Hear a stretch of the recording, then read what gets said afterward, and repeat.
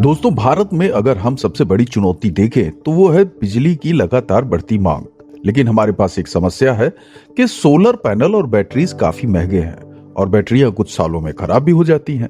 तो ऐसे में क्या कोई ऐसा तरीका है जो सस्ता हो, टिकाऊ हो और 24 घंटे हमें बिजली दे सके? जी हाँ, आइए हम एक ऐसे सॉल्यूशन की खोज करते हैं जो 200 साल पुरानी टेक्नोलॉजी पर काम कर रहा है और इस नई दुनिया की समस्याओं का समाधान भी बनता है। सोचिए कि अगर आप किसी ऐसी जगह पर रहते हैं जहां दिन में सूरज तो खूब निकलता है लेकिन रात को बिजली नहीं है, और अगर सोलर पैनल लगवाएं तो बैटरी के साथ खर्च इतना बढ़ जाता है कि कम आय वाले लोगों के पहुंच से तो बाहर हो जाता है। ठीक इसी समस्या का समाधान खोज रही है एक्सोवाट टेक्नोलॉजी कंपनी, और वो तरीका बहुत ही सरल है कि सूरज की रोशनी से सीधे सीधे गर्मी में बदलना और उसे ईंटों में स्टोर कर देना। जैसा कि आप पहली बार ये सुनते हैं कि ईंटें एनर्जी स्टोर करने का काम करती हैं, तो हाँ, ये बिल्कुल सच है। लेकिन ये कोई साधारण ईंटें नहीं है, ये 1000 डिग्री तक गर्म होने वाली स्पेशल सिरामिक ईंटें हैं। इन्हें एक शिपिंग कंटेनर में रखा जाता है और फिर इन गर्म ईंटों से 24 घंटे तक बिजली निकाली जा सकती है। चलिए अब समझते हैं कि ये पूरा तरीका काम कैसे करता है। तो सबसे पहले एक स्पेशल लेंस, जिसे फ्रेशनल लेंस कहते हैं, ये सूरज की रोशनी को कलेक्ट करता है और उसे एक बहुत ही छोटे पॉइंट पर फोकस करता है। ये लेंस 200 साल पहले लाइट हाउस में लगाया जाता था और आज भी उतना ही कारगर है।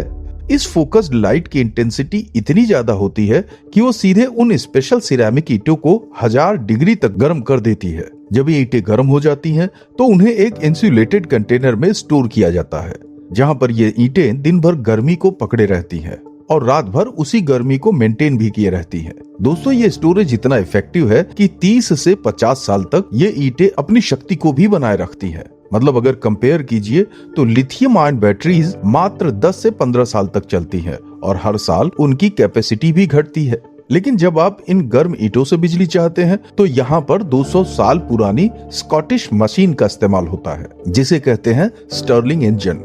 ये इंजन बहुत ही जीनियस तरीके से काम करता है। इसके अंदर एक ब्लोअर गर्म हवा को उन गर्म ईंटों के पास ले जाता है और ये सुपर हीटेड हवा एक पिस्टन को पुश करती है जो बिजली के जनरेटर को घुमाती है।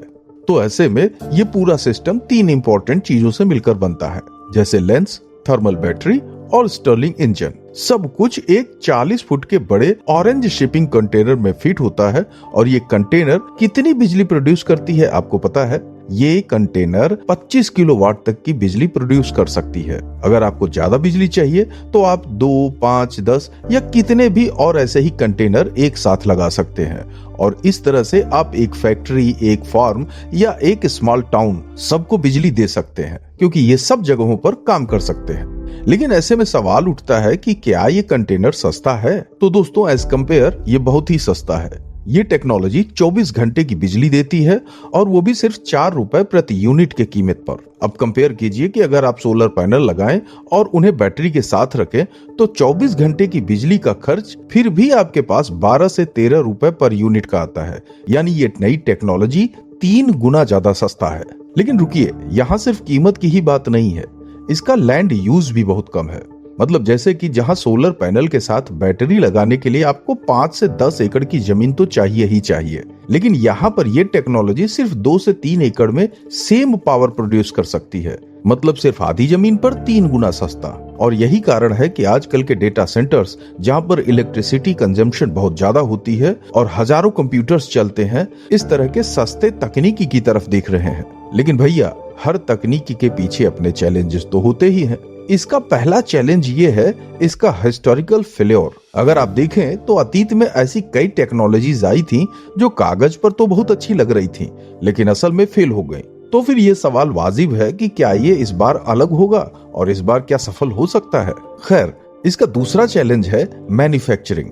मतलब एक प्रोटोटाइप बनाना तो आसान है, लेकिन लाखों यूनिट्स बनाना और उन्हें क्वालिटी चेक करना, इसके साथ सभी को 99% रिलायबिलिटी के साथ डिलीवर करना, ये अभी भी काफी मुश्किल है। क्योंकि हर सेकंड जो एक्स्ट्रा मैन्युफैक्चरिंग में लग जाता है वो इसके लाखों यूनिट्स बनाने के लिए सालों का नुकसान कर सकता है। और तीसरी बात, मेंटेनेंस इसका काफी ज्यादा है। जब आपके पास मूविंग पार्ट्स हैं, ट्रैकिंग सिस्टम है, ब्लोअर फैन है, स्टर्लिंग इंजन है, तो सब कुछ साल दर साल चेक करना पड़ता है। अगर कोई भी पार्ट फेल हो जाए तो पूरा सिस्टम बंद हो सकता है। लेकिन ये एक्सोवाट कंपनी क्लेम करती है कि उन्होंने सब कुछ इस तरह से डिजाइन किया है कि मेंटेनेंस की बहुत ज्यादा जरूरत नहीं होती है, यानी बहुत कम मेंटेनेंस लगता है। लेकिन वहीं इसका चौथा चैलेंज है इसका जियोग्राफिकल लिमिटेशन। मतलब ये तकनीक सिर्फ उन जगहों पर काम कर सकती है जहां साल भर सूरज की रोशनी बनी रहती है। अगर आप किसी धुंधले या ठंडे देश में हो तो यह सिस्टम आपके लिए ठीक नहीं है। लेकिन इसकी दिलचस्प बात है कि यह सिस्टम ग्रिड से भी चार्ज हो सकता है, यानी जब रोशनी न हो तब यह सिस्टम सीधे ग्रिड इलेक्ट्रिसिटी से गर्मी स्टोर कर सकता है। लेकिन इसका रिजल्ट ये होता है कि इसका खर्च बढ़ जाता है। चलिए तब इन सब को मिलाकर देखते हैं कि इसकी एफिशिएंसी क्या है। देखिए, एक नॉर्मल सोलर पैनल 20% तक एफिशिएंट है, यानी 100 यूनिट की रोशनी में सिर्फ 20 यूनिट की ही बिजली बनती है। लेकिन ये नई तकनीक कितनी एफिशिएंट है, इसका जरा सा इस बात से अंदाजा लगाइए कि इसकी एफिशिएंसी 60 से 70% लाइट को हीट में कन्वर्ट करती है और फिर 15 से 18% एफिशिएंसी से हीट को इलेक्ट्रिसिटी में बदल देती है। तो कुल मिलाकर 15 से 18% ओवरऑल एफिशिएंसी है, यानी सोलर पैनल्स जैसी ही एफिशिएंसी, लेकिन बहुत ही सस्ता। इन सब के बावजूद एक बात ध्यान देने वाली है कि ये एक्सोवाट कंपनी एफिशिएंसी के लिए नहीं बल्कि कॉस्ट के लिए ऑप्टिमाइज कर रही है।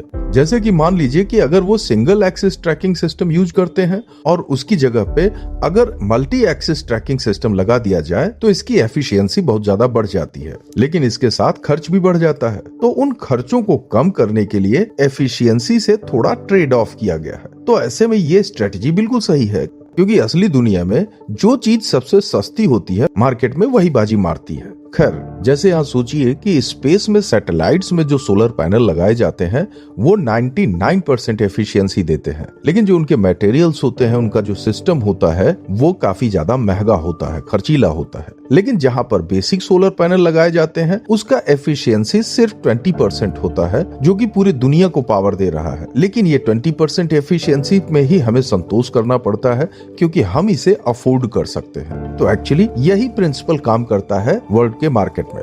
अब बात आती है कि क्या हमें इस टेक्नोलॉजी में ट्रस्ट करना चाहिए। तो देखिए, रिसर्च से पता चला है कि हाँ, बिल्कुल हम कर सकते हैं, ये वायबल है, लेकिन खास तौर पर उन एप्लीकेशंस के लिए जहां पर 24/7 कॉन्टिन्यूअस पावर की जरूरत होती है, जैसे डेटा सेंटर्स, हॉस्पिटल्स या फिर क्रिटिकल इंडस्ट्रीज। क्योंकि सोलर पैनल्स अगर अकेले काम करें तो इंटरमिटेंट पावर देते हैं, मतलब रुक रुक कर पावर देते हैं। वहीं विंड टरबाइन भी दिन रात कंसिस्टेंटली नहीं चलते, लेकिन ये सिस्टम दिन में सूरज से चार्ज होता है और रात को रिलीज करता है, परफेक्टली 24/7 के लिए। ये तो हो गया इसकी टेक्नोलॉजी और सिस्टम के बारे में। अब दिमाग में ये सवाल आ सकता है कि क्या ये भारत में काम कर सकता है।